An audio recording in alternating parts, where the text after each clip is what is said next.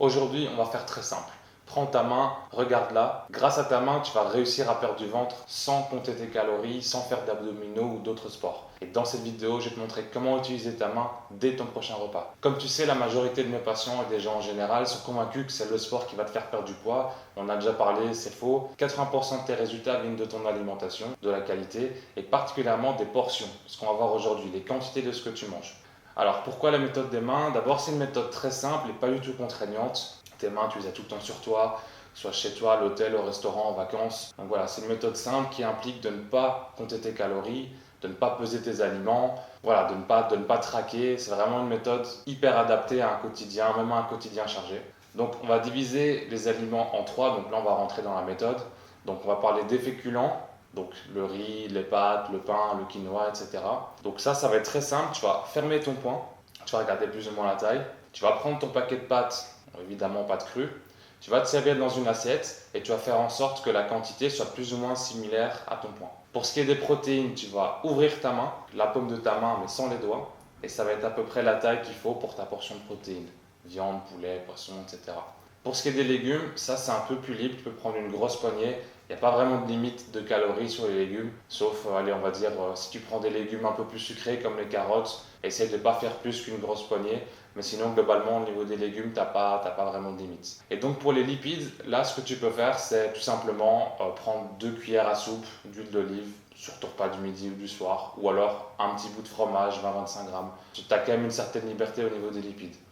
Juste pour clarifier pour les féculents, tu prends une assiette, tu serres tes pâtes, tu vas faire une petite boule similaire à ton poing. Évidemment, le but c'est pas que ce soit au millimètre près, hein. Tu gardes un peu de flexibilité, c'est juste un à peu près pour pouvoir quantifier. Et du coup, grâce à ça, tu contrôles, tu maîtrises et tu dépasses pas des quantités, tu n'atteins pas des quantités extrêmes. Tu sais que tu vas manger à ta faim et que tu vas pas dépasser les quantités adaptées. Tu seras bon au niveau calories.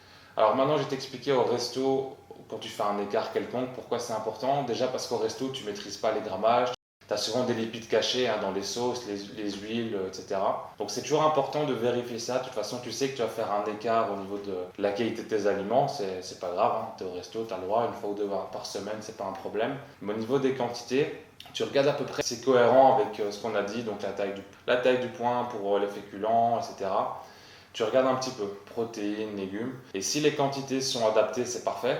Et si ton assiette est plus grosse, donc tu as plus de pâtes que prévu, ou plus de riz, etc., plus de pommes de terre, et des protéines aussi en grand nombre, bah si c'est plus grand, c'est pas grave. Ce que je vais t'inviter à faire, c'est deux choses. Soit de compenser un petit peu sur le prochain repas en mangeant un petit peu moins de féculents, par exemple, ou carrément, si c'est le matin, le prochain repas, tu peux ne pas manger si tu aimes bien le jeûne intermittent. Ou alors, ce que tu peux faire aussi, et ça je te le recommande d'office, c'est d'augmenter ton activité. C'est-à-dire que tu vas aller marcher un peu plus pour un peu éliminer. Et si en plus tu manges moins sur le repas d'après, si tu combines les deux, alors là c'est vraiment parfait.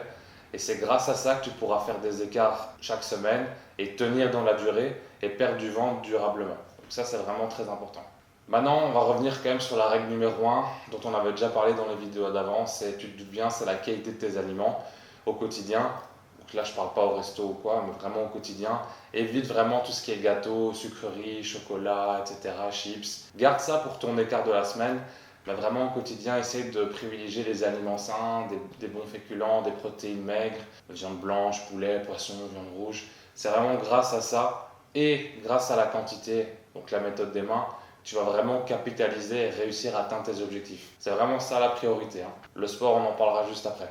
Donc, l'important pour toi, c'est d'avoir quand même une certaine flexibilité. Donc, si tu as besoin de, par exemple, tu veux avoir quelque chose de sucré, prends un ou deux fruits par jour. Moi, ce que je te recommande, c'est les fruits surgelés. C'est vraiment super bon. Tu peux mélanger ça dans un yaourt. C'est vraiment, tu as le goût sucré et t'as pas les effets néfastes d'un sucre transformé, d'un gâteau, etc. Donc, vraiment, tu peux faire ça. Au niveau des yaourts, bah, tu peux prendre par exemple un yaourt nature, un skyr, il n'y a pas de souci.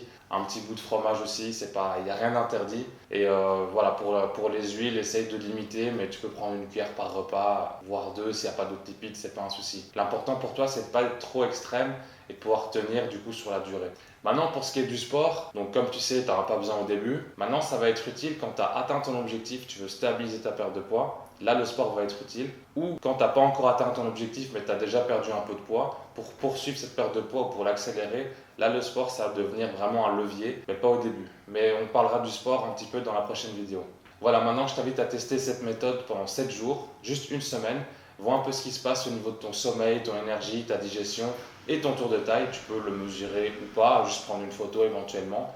Compare le avant-après. Très curieux d'avoir ton avis. Dis-le moi en commentaire. Et si cette vidéo t'a plu, tu peux la liker, t'abonner. Et dans la prochaine vidéo, je te parlerai du coup du sport, comment tu peux maintenir ces résultats sans chuter. Moi, je te dis à très vite pour la prochaine vidéo.